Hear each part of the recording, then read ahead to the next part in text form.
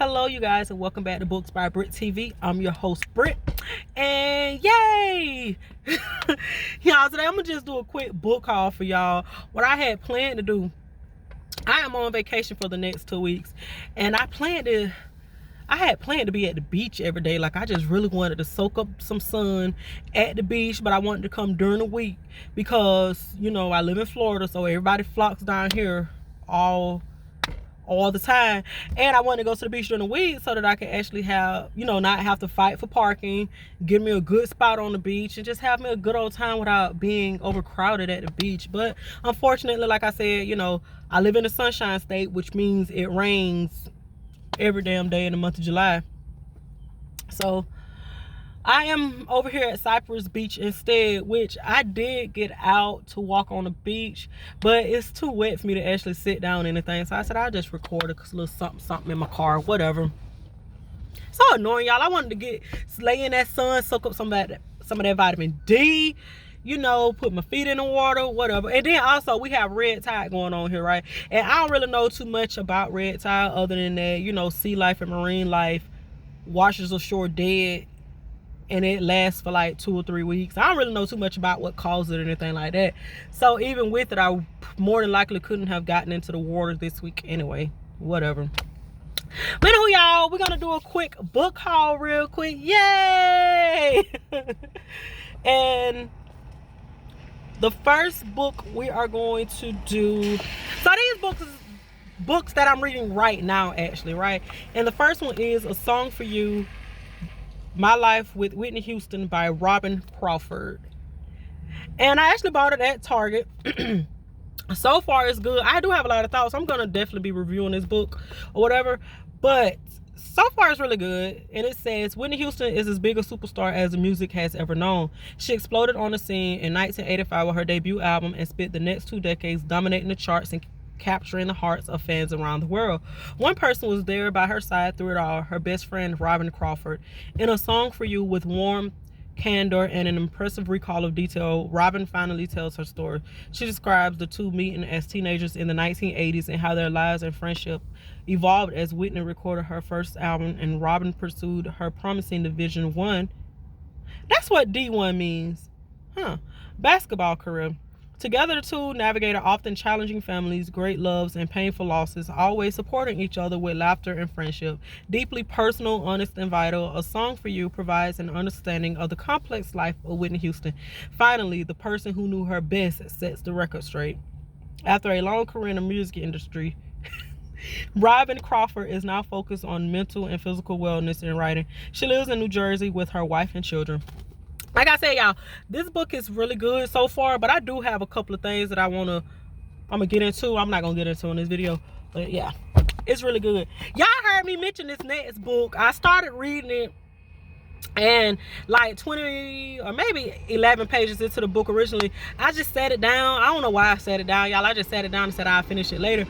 But I was at Barnes and Noble, and I was like, you know what, let me give this book another try. Let me actually purchase it, because she's such a polarized individual. Let me actually purchase it so that when I give my opinion, it's not on, you know, just from what I see her doing. It's something that I actually bought myself and paid to read and see my thoughts on it. So the back says, comedian, writer, actress, and social media star Amanda Salas is a force of nature who has fearlessly and passionately charted her own course through her life and career. Her voice is one of a kind. It is, blending academic intellectualism, Black American colloquialisms, and pop culture fanaticism. This volume of essays, axioms, original illustrations, and photos provides Salas's trademark self-help from the hip style of commentary and fearlessly brings her life lessons and laughs to the page. Unapologetic, fiercely funny, and searingly honest, Small Doses engages, empowers, and enlightens readers on how to find their truths while still finding the funny. Yes, and it's so good, y'all. Upon reading it now, I actually like this book. But, you know, I don't think I'm going to follow her on social media, because I do think, like she says, that she can be a polarizing individual. And I believe she had said on a podcast or something like that before, you know, some people have to take her in smaller doses instead of the whole package.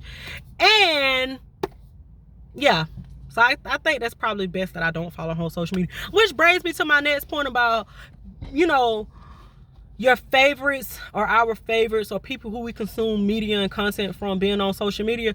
I think that a lot of the people that we thought were that we consider greats now that are long gone, you know, dead or just have faded into obscurity, I think that if they were on social media, their impact wouldn't be felt as much because we got to know them, you know, a bit too personal, and it kind of affected the way we view the information that they put out. Like, I think that if Alice Walker was on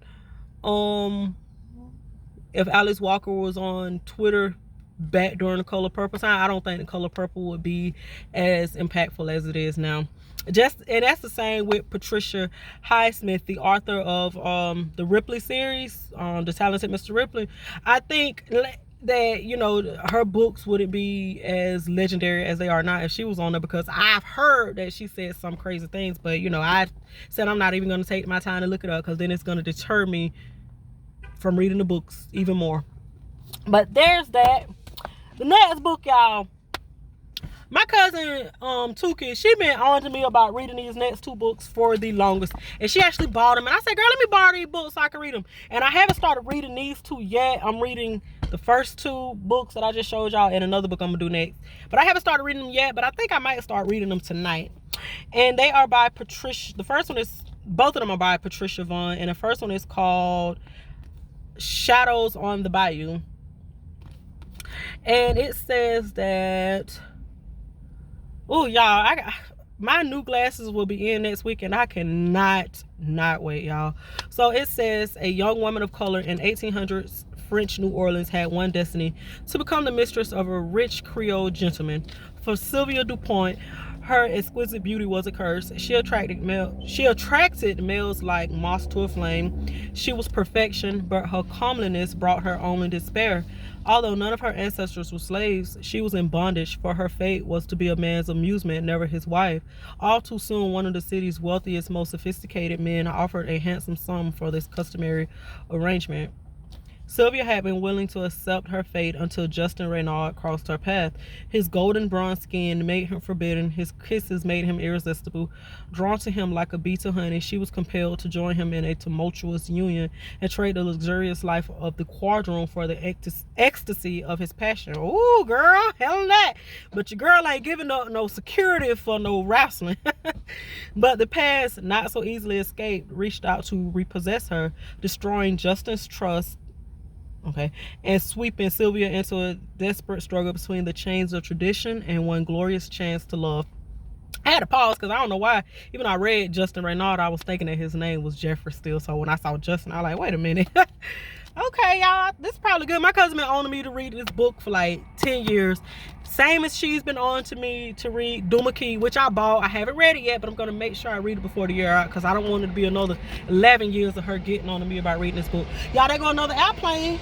Okay, JetBlue. Y'all, JetBlue making that money. Like, I done seen 3 JetBlues landing today thus far, right? Making that guap. But yeah, she been on me to read that book, and I'm so glad she finally found it because I was gonna buy it for her. But everywhere I look for these books, they were like $30 and $40, and I'll spend money on a book like that. But I was like, girl, I don't know about spending that much money on that, because if I buy that book for you, that means I ain't taking you out for your birthday or nothing else. You're gonna get that book, and that's gonna be your birthday and your Christmas gift. Anywho, the next one is called Murmur of Rain,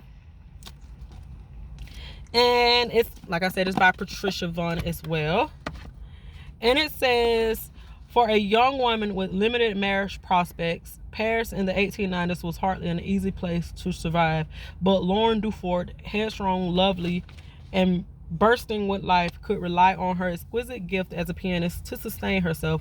When her fingers alight into a moving rhapsody, Lauren is the enchantress until one evening she draws a man into her spell who would change her life forever.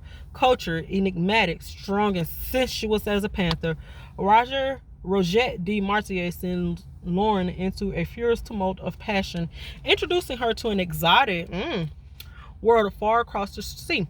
But beneath the opulent exterior of the Villa de Martier lies a troubled family history and a menacing cast of characters with a penchant for evil. Caught in a web of familial decay, ostracized from the class-conscious elite, Lauren is soon cut off from her beloved husband who has apparently deceived her.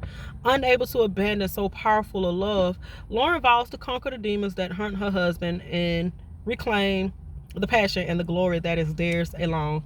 Okay, girl. Maybe I'll start on this one first tonight. That sounds awesome, right? I'm gonna read them too because I know she's gonna watch this. I'm gonna start on this one tonight, girl. And the last book, y'all, it's called Life and Death, Twilight Reimagined, 10th Anniversary Edition. The New York Times bestseller by Stephenie Meyer. And I bought it from Target. I'm sure y'all know that. Y'all done seen like 2 books already that had a Target sticker on it. There are 2 sides to every story. You know Bella and Edward. Now get to know Bo and Edith. Or Edith. In celebration of the 2015 10th anniversary of Twilight comes Stephenie Meyer's Life and Death. Hold on, y'all. Oh, I never realized her name was spelled with 2 E's and not an A. Okay, a bold and compelling reimagining of the iconic love story that will surprise and enthrall readers. When Buford Swan moves to the gloomy town of Forks and meets the mysterious, alluring Edith Cullen, his life takes a thrilling and terrifying turn. With her porcelain skin, golden eyes, mesmerizing voice, and supernatural gifts, Edith is both irresistible and enigmatic. What Bo doesn't realize is the closer he gets to her, y'all, these glasses are annoying, the more he is putting himself and those around him at risk, and it might be too late to turn back. With the foreword and afterword by the author, this reimagining is a must-read for Twilight fans everywhere. So, this 2015 10th anniversary. When did this come out? It came out in 2015? Yeah, copyright 2015. Ah! Okay. Y'all, I'm like, 6 years late. But I'm looking forward to reading this. I hope it's better than Twilight, because I'll be honest with y'all, I really wasn't a real big fan of Twilight.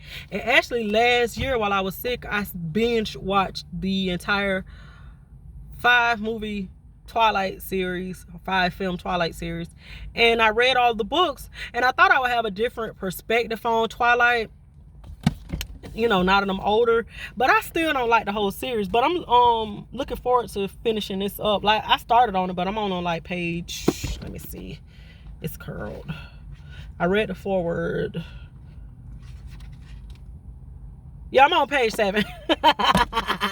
But you know, I'm hoping that I have a better perspective of it than the other one. And I actually bought Midnight Sun. I don't know why I bought it, y'all. I don't want, like, I'm not one of those people who hate read stuff. Because when I read things, I read it because I want to enjoy the story. And then I'm upset when I really didn't enjoy the story. Because for all the sass talk, like, I be going in on books, like, I still be thinking that this book is going to be better than what I'm expecting it to be. I go in with an open mind and be like, oh, this is going to be a great book. And it doesn't happen. It kind of be annoying. But, yeah, y'all. That's it. That's all I got for y'all. I ain't got no more. Please be sure to like, comment, and subscribe, and I'll see you guys in the next video. Bye.